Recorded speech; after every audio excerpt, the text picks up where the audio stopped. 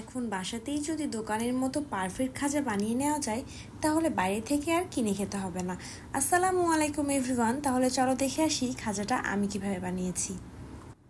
এখানে ময়দা নিয়ে নিয়েছি 1 কাপ পরিমাণ, দিয়ে দিয়েছি স্বাদ মতো লবণ, দিয়ে দিব 2 টেবিল চামচ পরিমাণ তেল এবং ময়দা খুব ভালো মতো মিশিয়ে নিব। যখন দেখব এরকম দলা হয়ে গিয়েছে তখন বুঝে নিতে হবে আমাদের ময়দাটা একদম রেডি।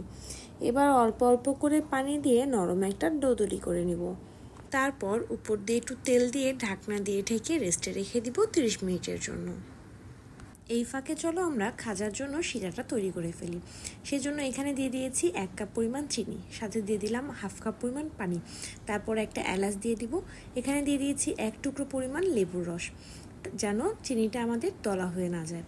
তারপর এটা 3-4 মিনিট একটু জাল করে নিব, বেশিক্ষণ জাল করতে যাব না। 3-4 মিনিট জাল হয়ে গেলে কিন্তু আমাদের শিরাটা একদম রেডি। শিরাটা একটু আঠালো আঠালো হবে, 1 তার কিংবা 2 তার এরকম কিছু হবে না। দেখতেই পাচ্ছ আমার শিরাটা কেমন হয়েছে।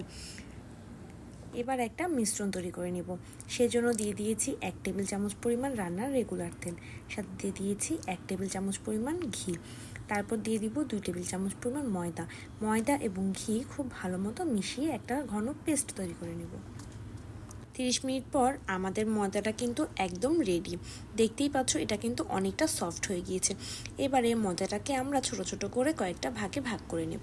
আমি আজকে যে পরিমাণ ময়দা দিয়েছি তাতে আমার 7টা লেচি হয়েছে। এই 7টা লেচি দিয়ে আমি পাতলা করে 7টা রুটি বেলে নেব। রুটিটা কর্নফ্লাওয়ার দিয়ে বেলে নিব, তাহলে অনেকটা পাতলা করতে সুবিধা হবে। দেখতেই পাচ্ছেন আমার রুটিগুলো কেমন পাতলা হয়েছে। এভাবে আমি সবগুলো রুটি বেলে নিয়েছি। রুটি বেলা হয়ে গেলে একটা রুটি নিয়ে এরকম আগের থেকে যে আমি মিশ্রণটা তৈরি করে রেখেছিলাম সেই মিশ্রণটা একটা রুটির উপর দিয়ে এভাবে দিয়ে দিব। তার উপরে কিছুটা কর্নফ্লাওয়ার দিয়ে দিব, তারপরে আবার একটা রুটি দিয়ে দিব, তারপরে আবার এরকম কর্নফ্লাওয়ার দিয়ে দিব। এভাবে আমি 7টা রুটি দিয়ে দিয়েছি। তারপরে এভাবে একটু রোল করে নিব। দেখতেই পাচ্ছেন আমি কিভাবে রোল করে নিয়েছি। তারপরে এভাবে ছোট ছোট করে কেটে নিব।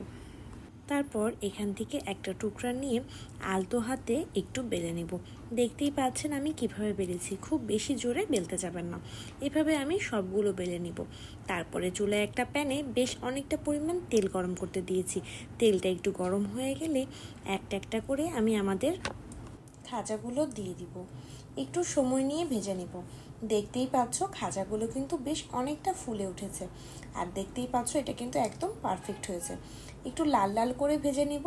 ভাজা হয়ে গেলেই নামিয়ে ফেলবো। নামানোর পরে আগের থেকে যে আমি শিরাটা করে রেখেছিলাম এটা একটা বাটিতে নিয়ে নিয়েছি। তারপরে খাজাগুলো চিনির শিরায় ডিপ করে নেব। এভাবে আমি